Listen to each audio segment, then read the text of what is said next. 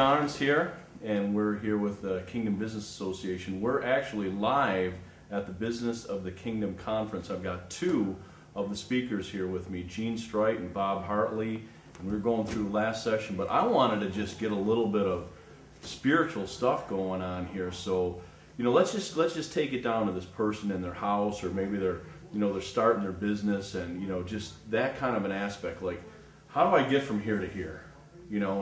That quiet desperation. Maybe they don't have a solid church around them. So maybe just talk to that a little bit. Any thoughts you have for people that are at that level? For starting a business? Yeah, or maybe just in the beginning stages of starting to hear God, starting to step out. Very good, Ron. Yeah.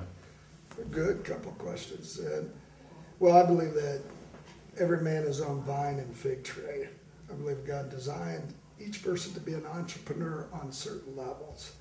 So I don't want people to be burdened if they don't have the skill mix to start a business on certain levels. So I believe that God is bringing people forth in our cities that can rebuild our cities. So if you're just starting, I think you have to cultivate first your spiritual tools.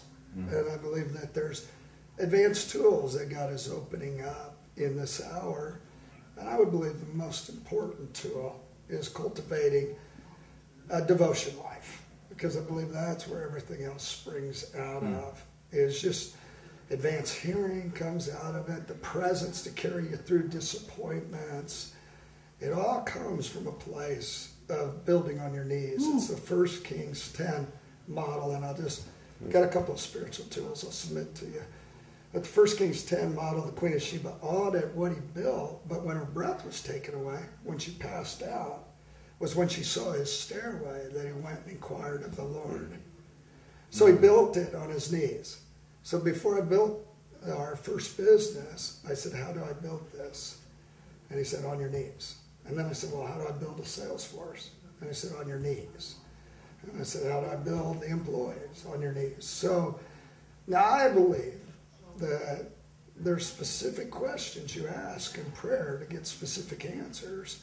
And I believe that he wants to get us skilled in being able to co-labor with the heart of God, to be able to have that devotion life to where we begin to hear him. So I think the next thing for building a business is learning how to practically hear him for everyday life affairs. And I believe there's a great misnomer about the prophetic. And I believe that it's only the gifted that get to hear. Well, if you're in your home or you're thinking about starting a business, I believe that there's a new understanding of this prophetic, that he's a good father, and one of the greatest acts of love that you can show anybody is you listen to their heart. So I'd always treated it as an inconvenience for him to speak to me about practical day affairs, and he said it's the exact opposite. I'm a father that loves to be listened to. And so I started to take all those specific questions and lay them out before him.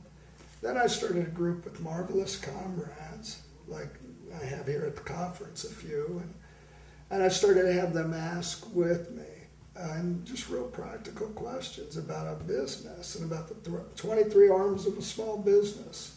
Now, different people have different models that have less arms and more, but I looked at the 23 arms and said, I'm really good at 7, bad at the other 16.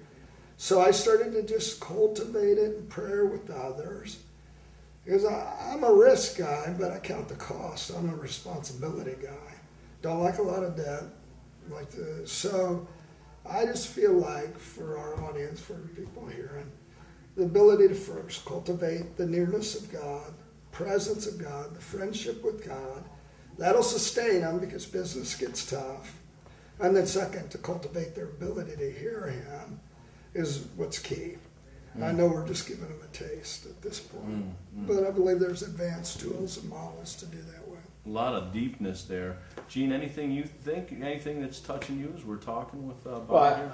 I'm wondering if you've given a consideration about the church, like in a place where not only do we teach them the biblical relational side of God in that part, but then also bring in the economic side so we create more of a whole person. I mean, I think sometimes we send people out, but they don't have enough skill in the marketplace, so there they feel like inadequate, like every man's own. You know, what the verse you shared about that, how at every level, my king and priest theory, everyone has some king in them, and everyone has some priest in them. Yes. And so sometimes we have been, I think the church has done well through the charismatic movement probably of training the priestly side. Yes, excellent. And that, I think it seems to me we're headed into a time where we're going to bring this dimension together, the king and priest. I mean, do you have any thoughts on that, or the future, what that looks like, or how that model plays out? Yeah, I think it's the forgotten faces of God, and so I think I'll just give you a quick picture. Yeah.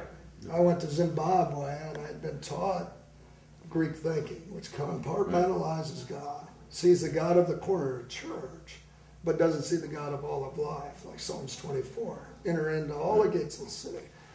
So I go to Zimbabwe and I'm working 10 hours a day with a little African, 90-pound African guy. And I'm raising cattle and we're shoveling sand to build a dairy. And he's worshiping while he works and he beats me every day. I'm a wrestler and that's making me mad. He can shovel faster than me. And so about the 8th day of this, I come home and complain to my wife. I said, how can I beat this guy? I'm trying to get the shovel that's bigger and geometrical design. But anyhow, I pick him up over my head.